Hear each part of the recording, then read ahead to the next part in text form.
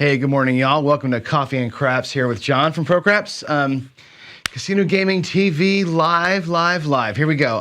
The morning 4-roll challenge today. Let's do something different. I've been going inside or across the whole time. It's fun, but let's change it up a little bit. And I know it's only 4 rolls, and this is going to be kind of a dumb way to play 4 rolls, but let's do it. And I'm actually going to play this out this time. So we're going to go to the don't pass for 100. We're going to go to the field for 100. And we're going to go 6 and 8 for $60 each. Now, I know this is kind of dumb. We're going to have it all working the whole time.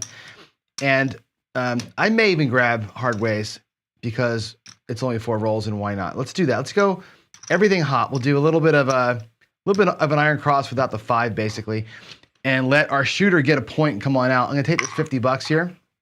Let's get all reds for those greens. There's 5. There's 5. And we'll go ahead and go. I'm going to go 15 on everything but the 4 or the 10. We'll have the 10 be 10. The rest of the hard ways will be $15. And we'll just put the whole thing out there in action. We're going to care about the puck, but I'm going to actually let the bets be live here while we're going. And much to your chagrin, I'm going to use the white dice again. The white dice screwed me yesterday, big time, with a 3-point something SRR during the rollout. So I'm going to trust them. I'm going to even have the 7 showing. I'm going to say the word 7 out loud. I'm going to knock the 7 off of these frickin' things. Let's get 4 rolls. This is a dumb bet, right? I do like doing the don't pass and the field at the same time on the way out. I'd like to get this to pay as a number gets set, or double up on some of the horn numbers if I can do it. It's just kind of a fun way to burn $100, really. I do like this, actually. Midmo Yo was doing this yesterday from the pass line. I kind of like it here better, but what the hell, let's try it out. Everything's working. Hard ways, the 6 and 8, the whole thing. Let's get 4 rolls, and at this point, I don't care what I roll, all right? As long as it ain't a 5, we're gonna be we're gonna get paid on something at least, right?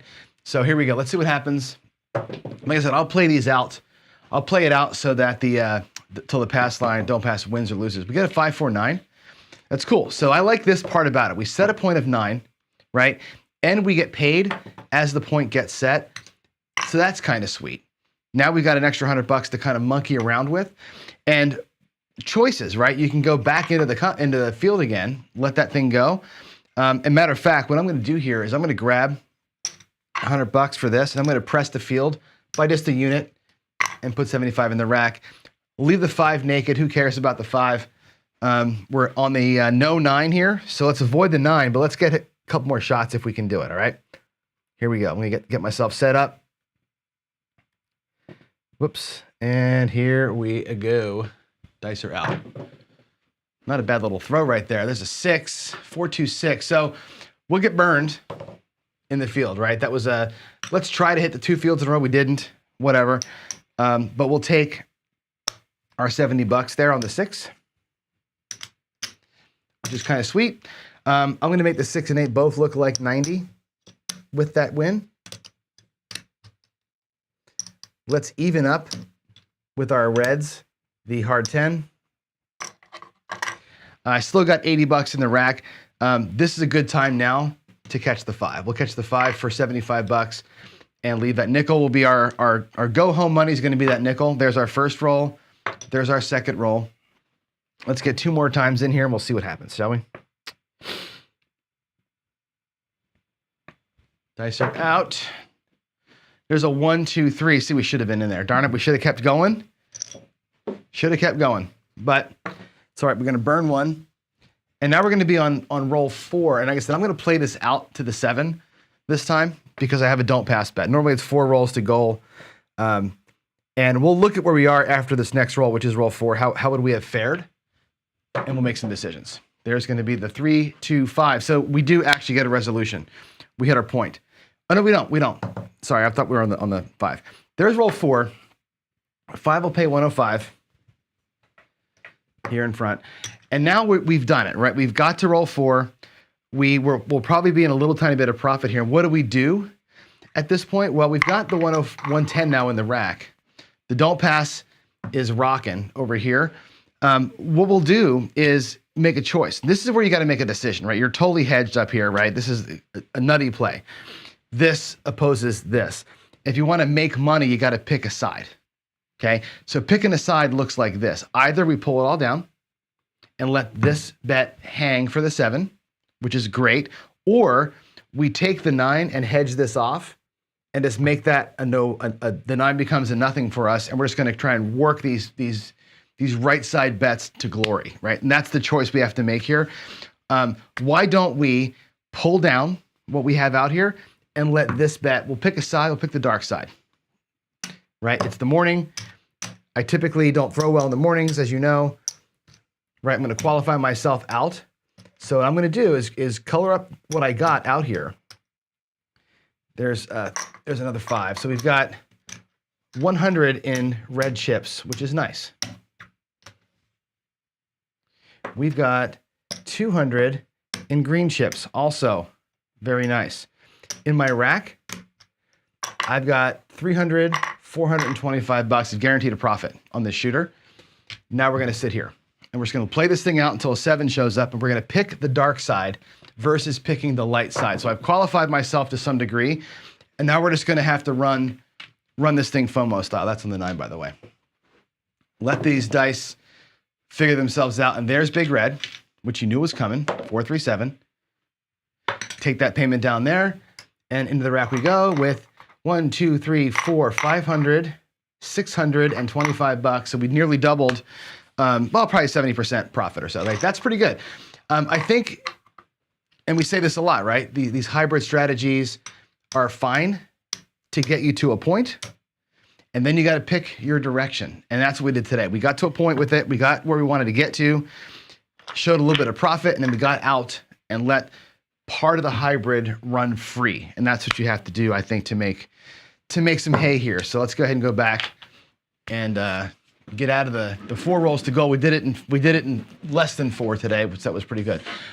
Yeah, you know what, California Craft Club, that did go well, just like I planned it. I practiced that. No, I didn't practice. You don't know, right? You don't know what's going to happen with these things. All right, let's go say good morning. Oh, we got the delay again. I'm sorry, guys.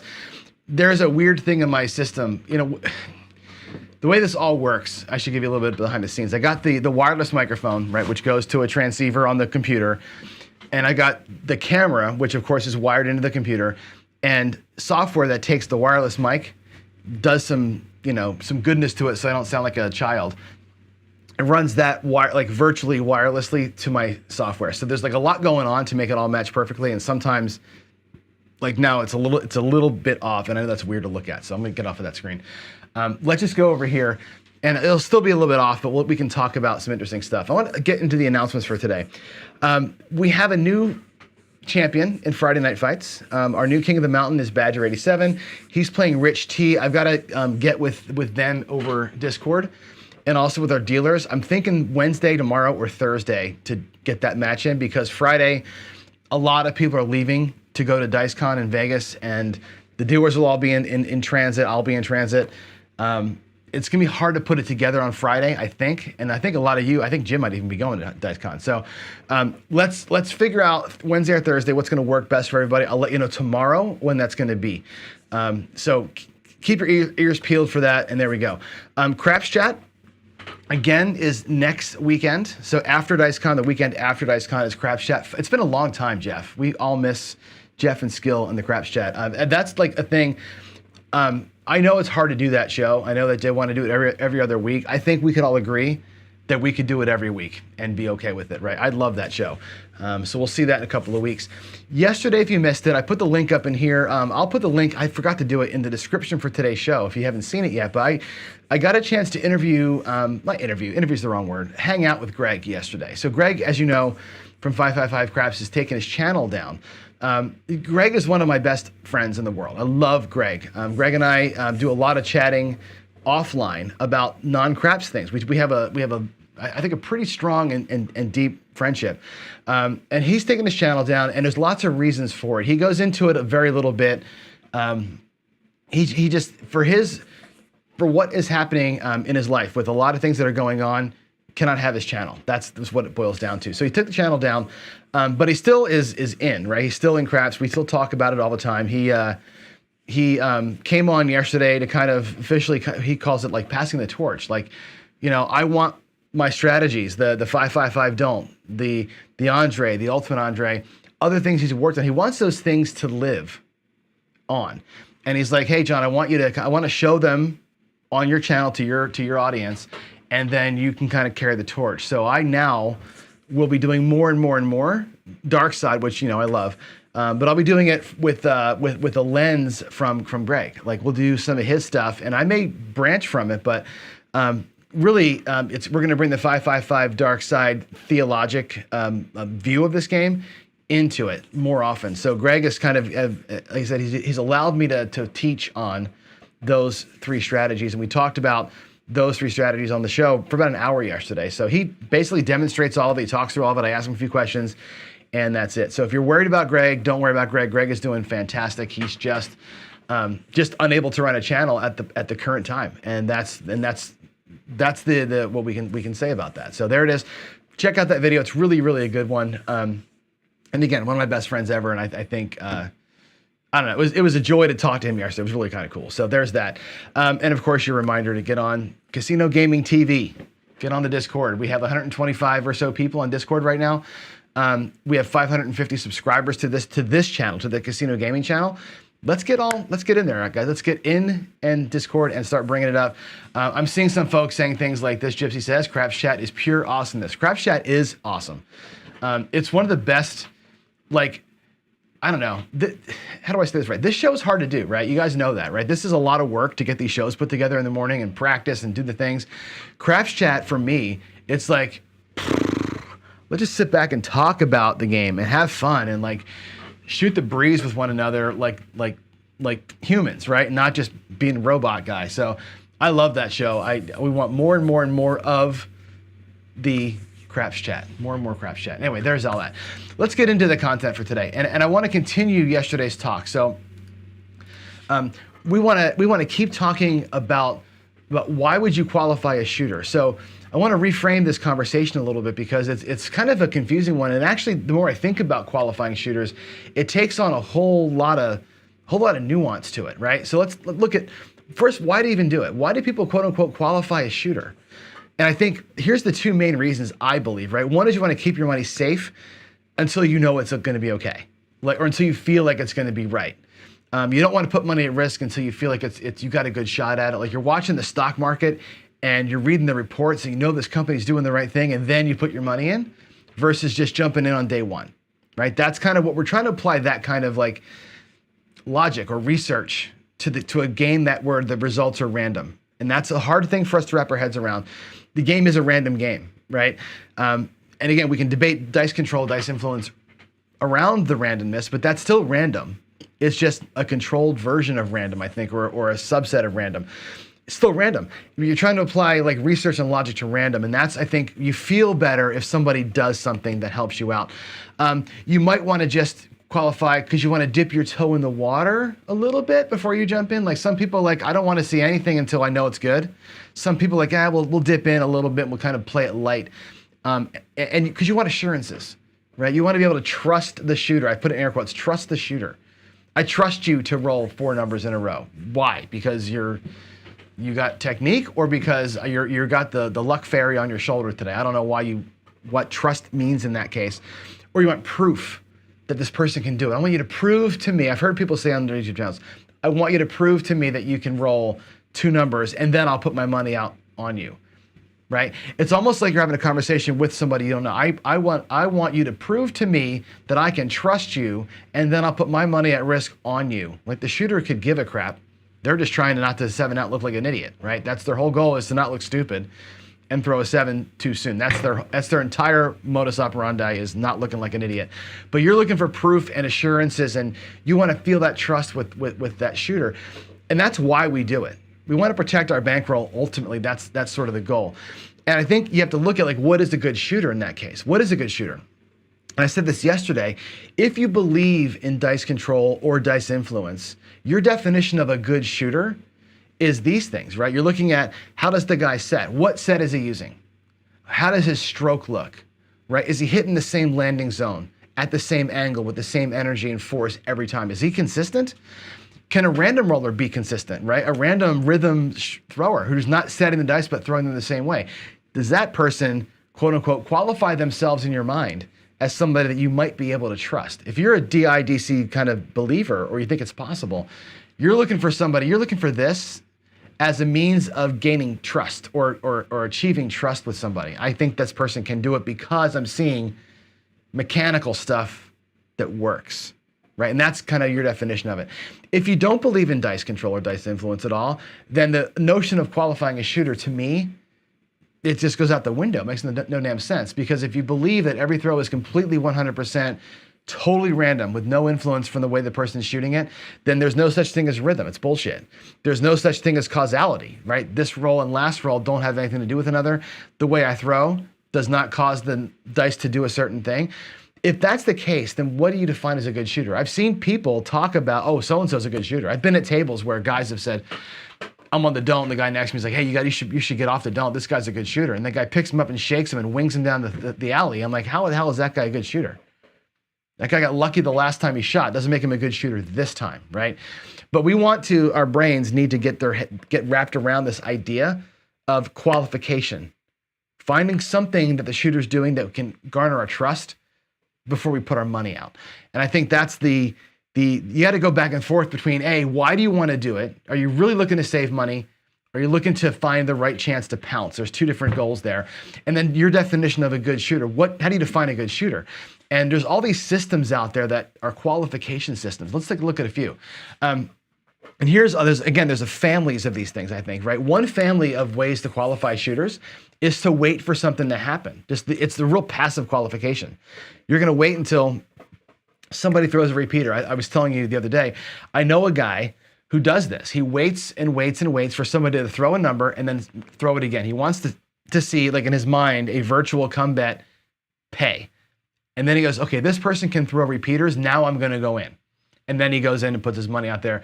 Like the person's got to prove they can do it, kind of a thing. I've seen, and we know about systems where we're looking for a certain number of rolls to happen. Okay, Dantana does the sacrificial roll. He waits for one roll, any outcome that's not a 7, and then he goes in. He wants you to kind of burn that one bridge, and then he goes in. Some people, Golden Touch, will do it today actually, waits for a certain number of results. Like they're not going to go in and bet until you've rolled 5 box numbers, right? And ending with a box number. There's a lot of rules around that one. They may not bet on 5 or 6 shooters. They're looking to eliminate people to bet on, not looking for opportunities to make money. That's an interesting little decision there. But the rest of us are looking for when to go in and get hard on money here. They're looking for ways to not go in hard and to really kind of pull it back and wait. They'd rather not bet at all. That's the Golden Touch way. You have these hedgers or hybrid guys.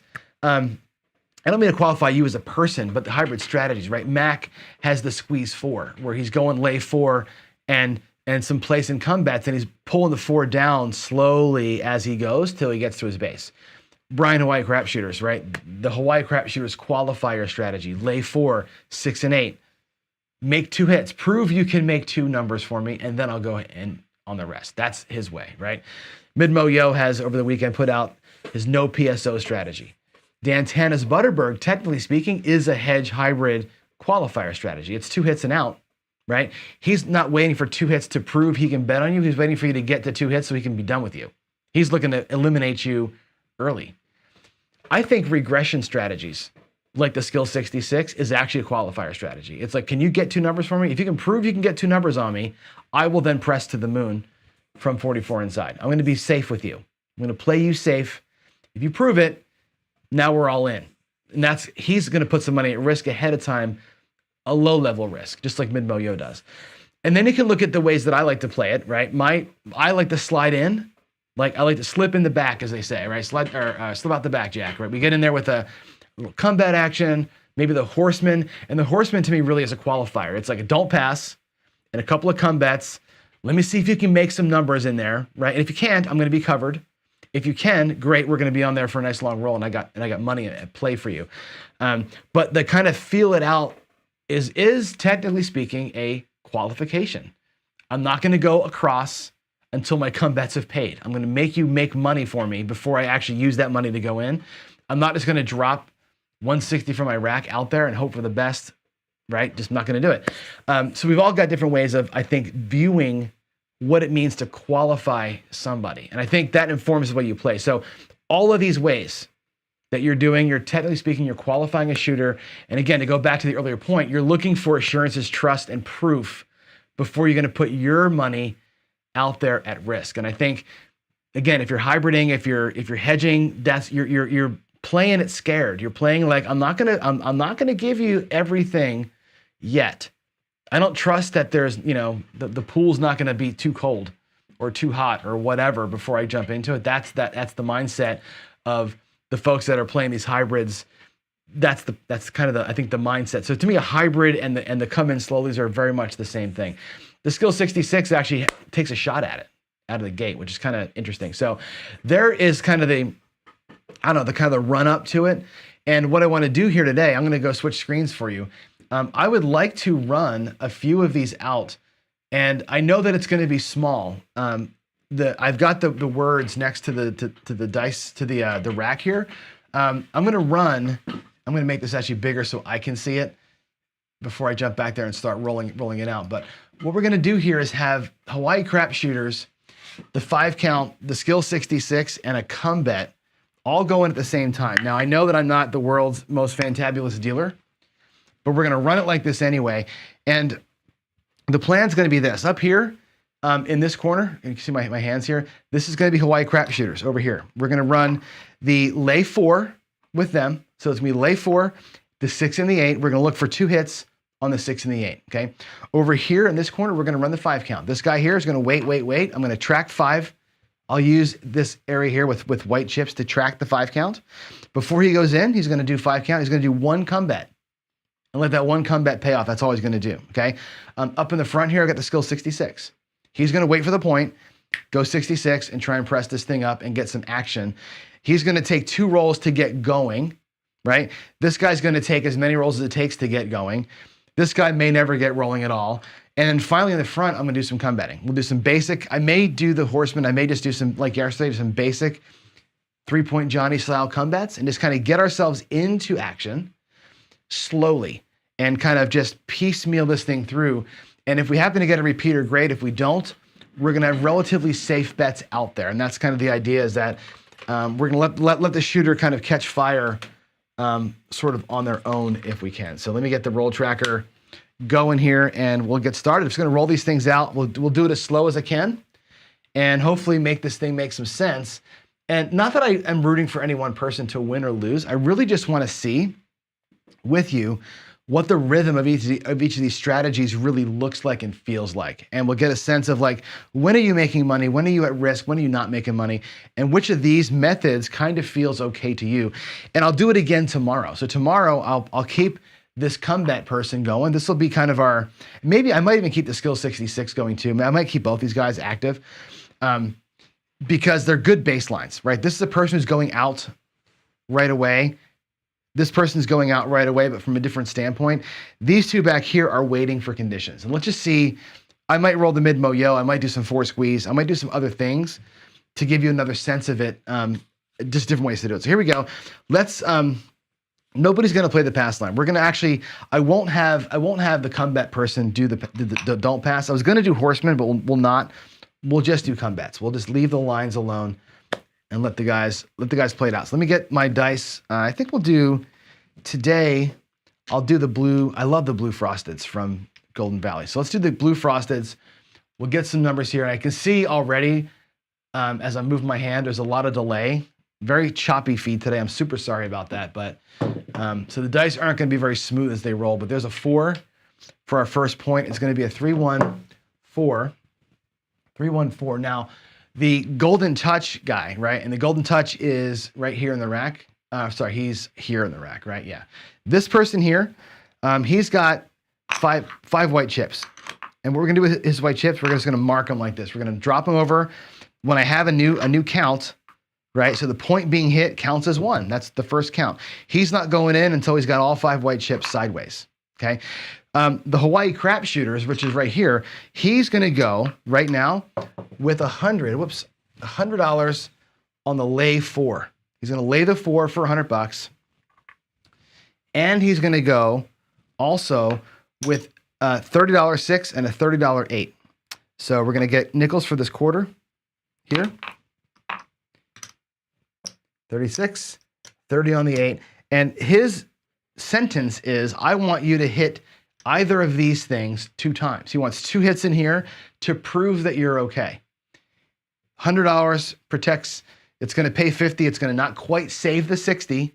He's going to be upside down 10 bucks if the 7 comes. He's okay with that.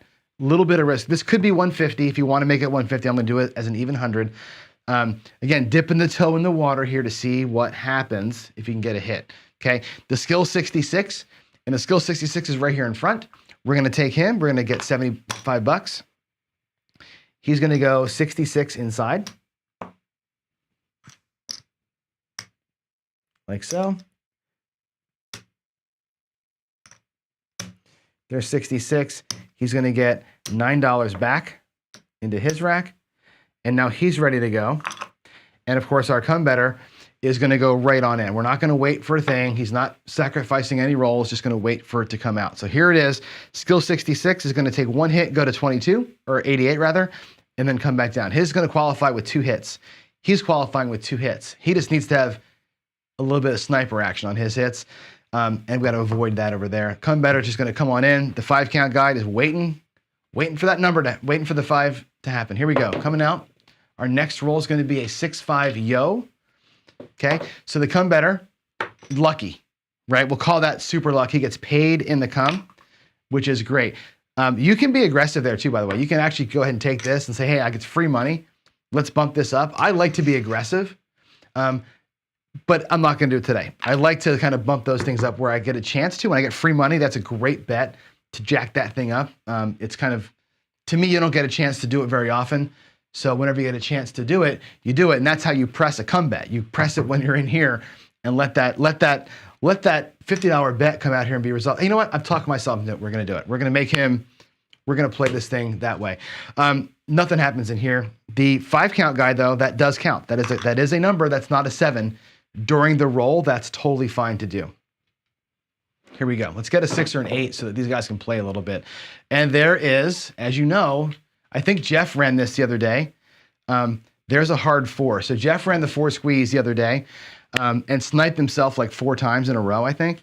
So we made the point, right? My comeback's going to go to the 4. The lay 4 is going to actually lose, which is a huge bummer for the HCS. The HCS goes down right away with a hard 4. And not only did the person kind of qualify themselves, they hurt the shooter in a pretty interesting way. And of course, the skill 66 gets no juice at all.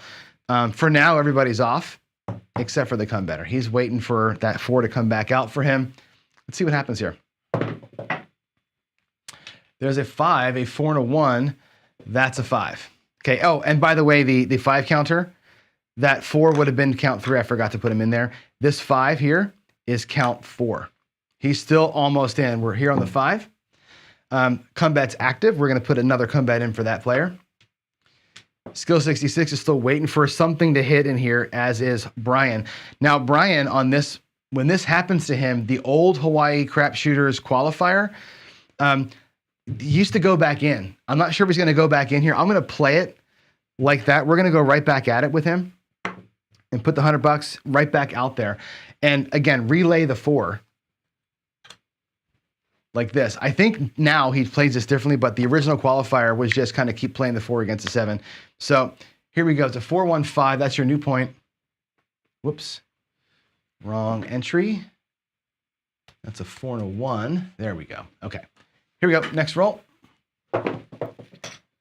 That's a 9. That's a 5 and a 4. Let's go ahead and get the die off the wall there. That's a 5 and a 4 for a 9, which is good. So the come bet, of course, moves into the 9.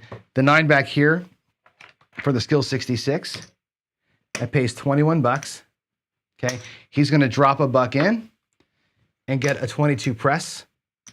So it's going to bring him to 88 inside. It's taken a hot minute to get there, but he's there. Okay.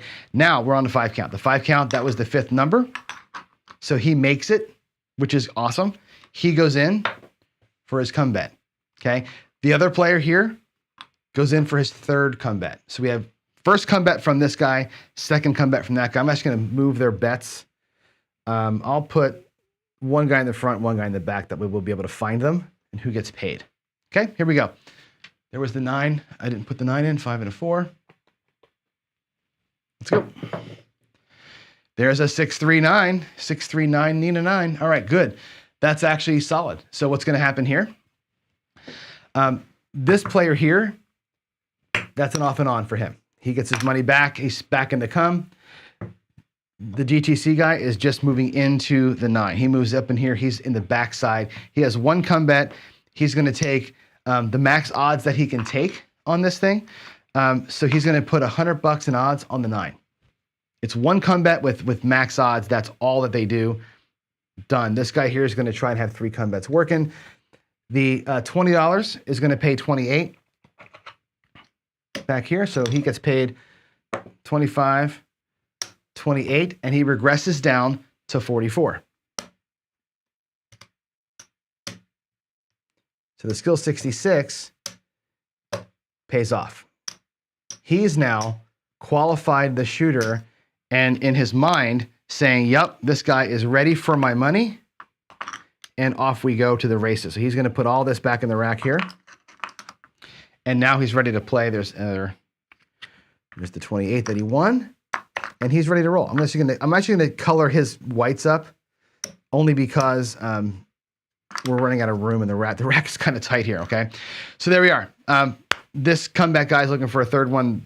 We're on the 9 here with the golden touch. The skill 66 is now ready to press, which is awesome. Brian at Hawaiian Crap Shooters, I'm sorry, pal, but I can't seem to get you anything. I can't get you anything. I'm doing all I can for you there. There's a 639. Okay, here we go. Let's get something.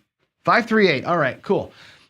We got something for Brian, which is great. Now the come better moves into the 8. He's going to be on the 8. Hawaii Crap Shooters gets $30. No pressing. No pressing. He's going to take the $30 and be really happy that he got it, and feel lucky that he got it. That's one hit for him. He may even mark that down as 1 just in case he forgets. He got 1 hit, and the lay bet still has to be out there to save him. He's still waiting for that, using it as a way to get hit. The 8 over here gets paid $14 for the skill 66. That's a single, a half unit press. So we do a half press there, and we're going to take back a little bit of juice. Skills in the front here, right? Yep, skills in the front. There we go. Boom. Everybody's set. This takes, I know it's a lot slower than my usual rollouts, but we have to explain what's happening. And there's Big Red. Everybody goes away. So what the result of that was this. We're going to take everything down except for the lay. The lay bet's going to come down. That's going to get paid $50. Where's Brian's money? Brian's here. He's got to get a VIG. So he's going to get paid 2 for 50 and come back down. He's going to be here with a little bit of cash in the rack and put the $100 back in this back side. Now, again, he's not whole, right? He took a beating on the 4, and then he got beat here on the 6, basically, right? This 8 paid for itself one time. He's technically down $135. So he's not doing great because of getting beat earlier. Everybody else comes all the way down. And the only person who's smelling like a rose right now is the skill 66 because it qualified a shooter. He got down with a little tiny bit of profit and was able to take 1 hit off of 1 number and come in and be okay. The come better here got paid 1 time on 1 number, but lost everything else. So he's out of the loop as well. And there's your first round of what it looks like to qualify shooters based on different methodologies. Let's do it one more time. I'm going to reset the 5 count over here. Let's get a new point established. Aces. Doesn't matter. Excuse me. All right, back on the 9. A 6 and a 3. There's the new point. Is going to be 9. And again, this person's going to come right out of the come. He's going to do it slowly but slowly.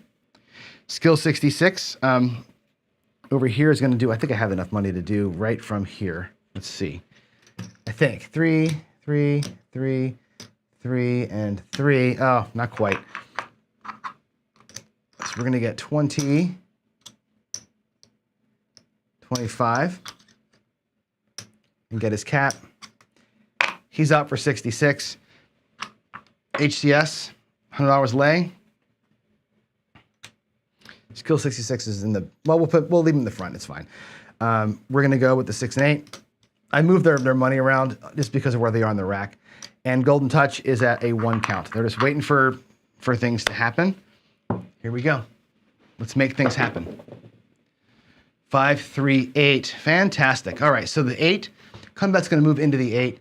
The 8 for Brian, back here, HCS is gonna get paid $35. And again, that's the same bet until he's off the lay. Okay, so same bet for the HCS play. Skill 66 gets paid 21. And he's gonna drop $1. Actually, did I put the money in the wrong place? I think I might have.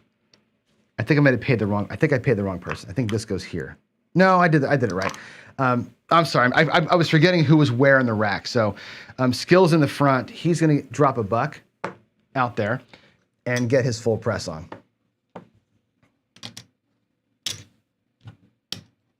Okay, he is now at 88. Brian's taken 1 hit. The lay bet is still active. 5 count goes to 2. He's now waiting and ready to get rolling here. Let me mark the 8. I don't think I did. 5, 3, 8. All right, here we go. There's a 6, 4, 10. Oh, wait, this guy here was in the come. My bad. He's in the come. That goes to the 10. He's got a second come bet out. 6, 4, 10. Waylon's best friend. Count goes to 2, or 3 rather. Another come bet from that guy. There's a 10. That's a repeater on the 10, a 6, 4, 10 repeater. So again, we are off and on here. That's count 4 for him. Nobody else cares. There's a 6, a 4, 2, 6. So here's goodness for everybody, right? This is coming into the 6, which is great. The skill 66 is going to get paid $28 and come down to 44 inside. So he gets his money back. The second shoot in a row, he gets his money back. He's doing actually pretty solid here. He's not losing any money. He's in good shape here. All of this can come back to the rack. I'm actually going to bring this back as color only because, again, the rack is getting a little skinny room-wise, and this is going to be 5 whites.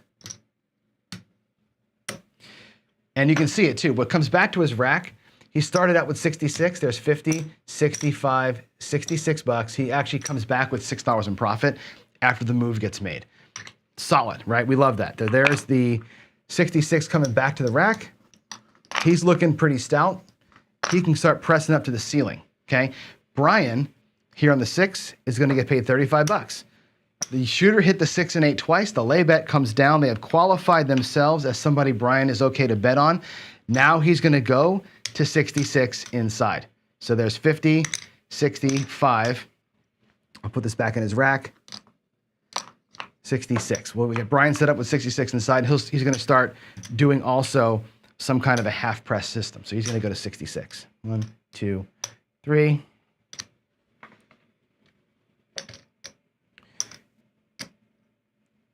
There's his $66. So Brian is now set up 66 inside.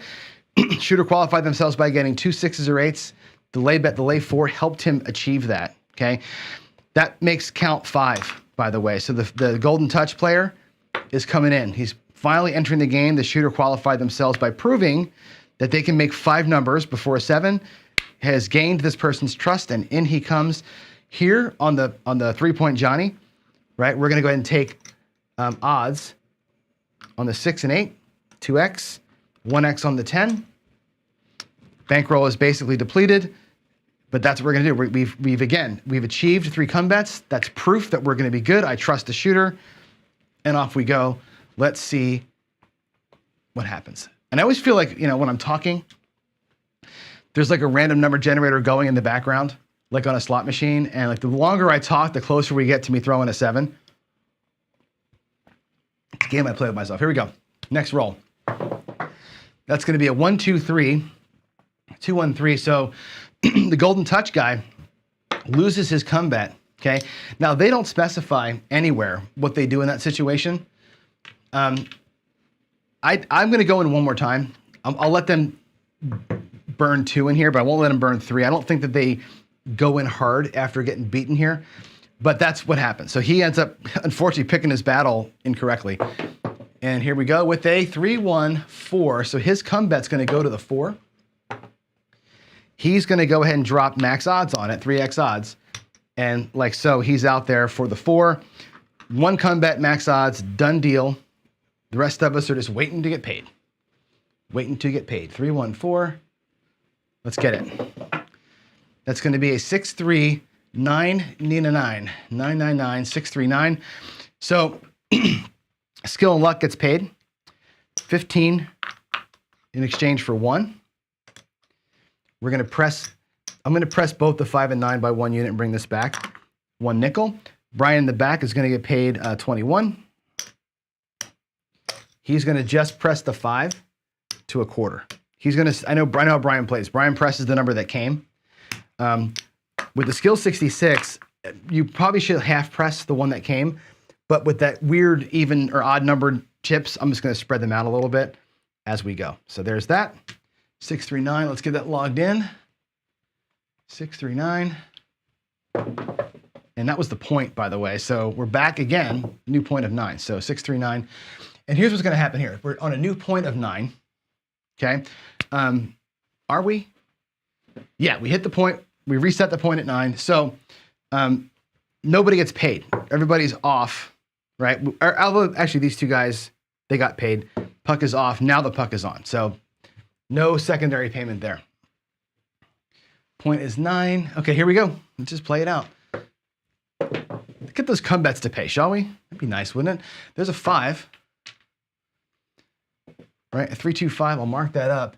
And in the front here, again, skill 66, I pressed him up on both the 5 and 9, so that's going to earn him 20 bucks, right? 21 to be exact. And again, we'll half press. So what I'm going to do here is take his 5. We'll just, now that we're in even betting, we'll take half of that, make his 5 look like a quarter, and bring the rest back. He's going to half press to the ceiling here, hopefully. Brian in the back also gets paid. Again, 21. He's going to make his 5 look like a quarter. And there he is, okay? There we go. All right, they're all set. Everybody's looking good. Yeah, that's it. Come bet's got to hit. We got to get some come bet hits. Come on. No repeaters in here, right? There. Did you see that?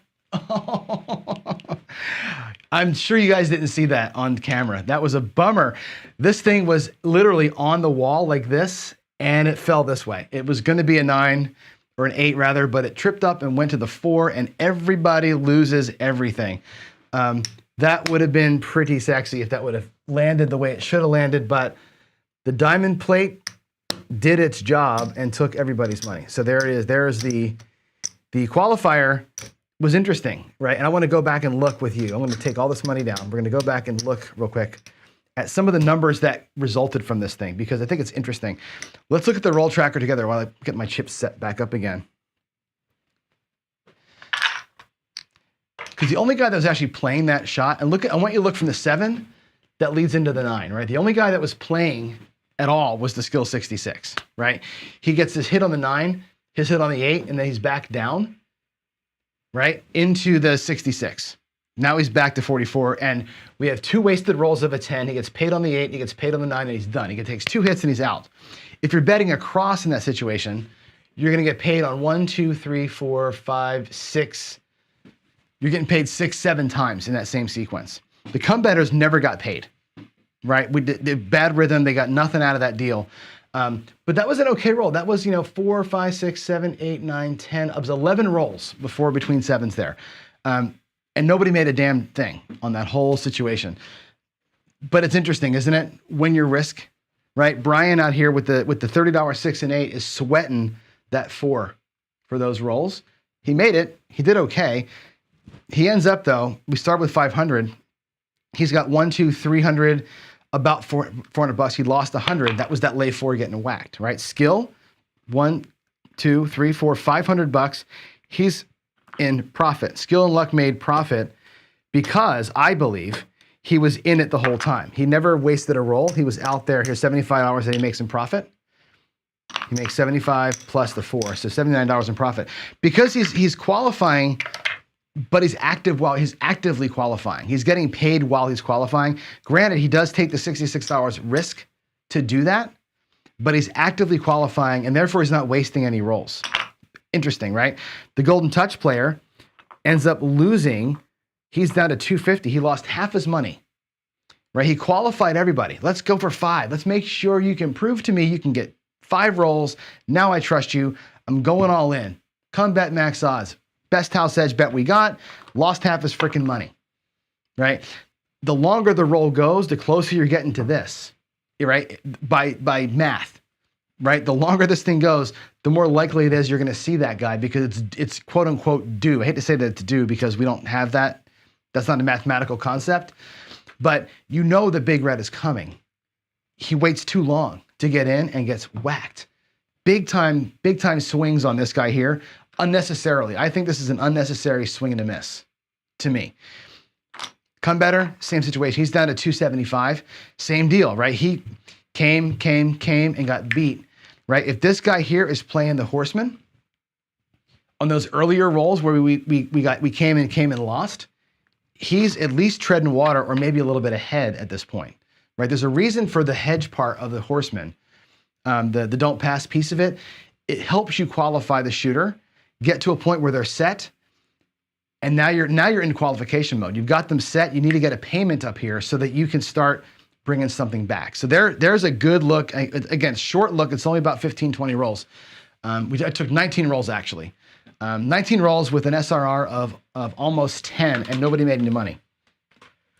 Nobody made a dime except for skill and luck, right? Qualifying delays the payment. Qualifying shooters is a good concept. I understand it. But in reality, it delays when you're going to get your money. And I think that's an interesting kind of side shoot from it, if that makes sense to you. So there it is. There's let's go back to here again.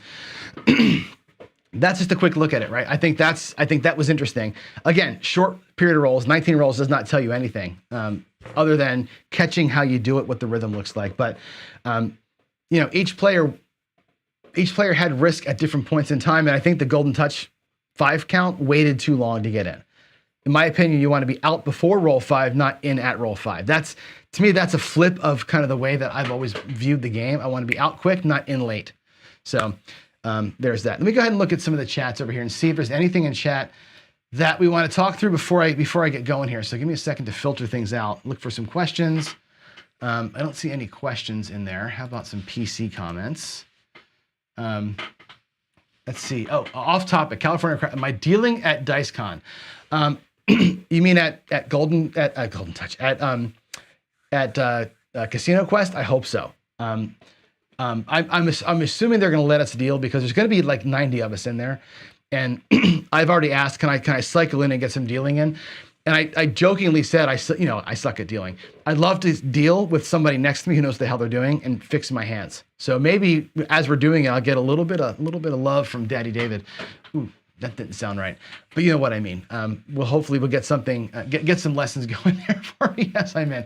And I think that's it. I think I hope to deal some at Casino Quest. That'd be really fun if they'll let me do that. Get behind the table a little bit, and yeah. Ian, better dice today, right? And again, when you're randomly winging them, like I said earlier, and I'll go back to the screen that has that statement on it, which is this: if every throw is random, there's no such thing as a good shooter. If I'm just hucking them down there, I can't huck them down the thing, good or bad. You're going to get what you're going to get. So when you're embracing the complete car wreck that is a random dice throw, you can't be good or bad. The dice you're going to be lucky or unlucky. That's what that comes out to. So I know we'd like to joke about how many 7s I normally roll. It's timing and luck is all that is. There's no skill to this, right? You just get what you get. Not a good roller or a bad roller. Today we had a good result, and I'll take that. I'm going to say though that it was the blue dice. I'm pretty sure the blue dice were the reason why. The white dice yesterday were a little cursed. Today we knocked out some of the red off the blue dice. I think we did okay. So. There we go. So another question here. Would using the ladder with the skill 66 be viable? A more conservative approach than Vince's 3 inside? For sure. And I think let's talk about the laddering, because laddering is not a qualifier. The reason why I chose the skill 66 instead of a ladder, this is going to sound bad. I didn't want to win money today. It wasn't about winning money. This is about how do you qualify that a shooter is good. Laddering systems don't care about a good shooter. The laddering systems that Waylon uses don't care if you're good or bad. It's just going to be every independent roll against the 7, and you're either going to go up or you're going to go down. It doesn't care if you're good or not. If you catch a good run, it's going to make money, of course, but it's not there to qualify. The skill 66 is saying, I'm going to give you 2 shots to make me some money, and then we're going to go. And it's more of a statement to the shooter, the 66 and the come betting and the 5 count. It's more of a statement of, I want you to earn my trust, right? That's what they're doing. They want the assurances. The laddering systems don't care about this stuff. Laddering systems it's a bankroll. The bankroll is the ammunition. The bankroll is the weapon kind of a strategy. So they don't care. They don't care about qualifications at all. And that's why I leave it out. That's the reason why I don't do that on this kind of a talk, because it doesn't really make the point that I'm trying to make, I suppose. If you're just out there trying to make money, sure, we could do the ladder next to everything else and say, well, if you didn't care about qualifying, how would you have done? That might be a good thing to do on tomorrow's show. It may be a good thing to do like one of the ladders tomorrow as a like a pinning test, like kind of leave it sitting there and say, if you don't care about qualifying, here's how you could have done versus qualifying.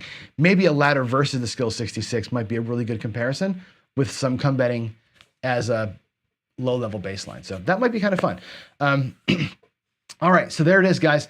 It's 9 o'clock. It's time to get on out of here. So, y'all have a great Tuesday. Oh, by the way, tomorrow's show, we'll see what's going to happen tomorrow. There may or may not be a show tomorrow. We'll see. I'm going to a concert tonight. I'm driving my daughter down to almost Portland tonight. So it's gonna be a 3-hour drive to a concert and then 3-hour drive back. I'll probably get back at about 2. So we'll see. If I have a show tomorrow, it may be a little bit of being hoarse, and it may be not my best work, but we'll see. I'll set you up for failure, and hopefully tomorrow will be a good one, but I may be a little tired. We'll see. But with that said, guys, thanks again for being subscribers. Thanks for viewing. Thanks for tuning in every morning with me. I love it. Love y'all. And yeah, God bless. And I'll see you tomorrow in whatever kind of shape I can be. Have a great day, all. Bye.